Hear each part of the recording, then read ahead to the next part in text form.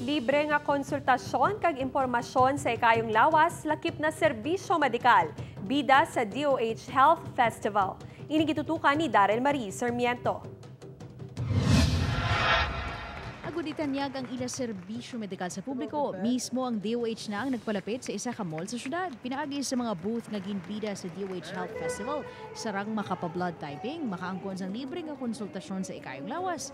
Mangin sa pagpatigayon sa healthy diet, impormasyon sa pangkabugusan nga health and wellness, accessible gid sa publiko. May advocacy, may service delivery pa in a mall. So damo kita mga items nga pangatag sila like mga vitamins, meron kita wellness check-up. Magluwas sina, ginatagan man sa Igtalubango, the World Drowning Prevention Day, National Disaster Resilience and Nutrition Month.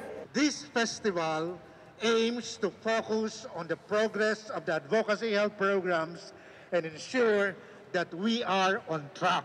There will be extensive awareness and information campaign for priority areas which are contained in the health promotion framework.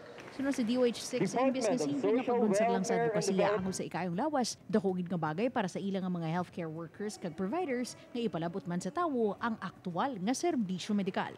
Upod kay Hans Desierto, Darrell Marie Sarmiento, One Western Visayas.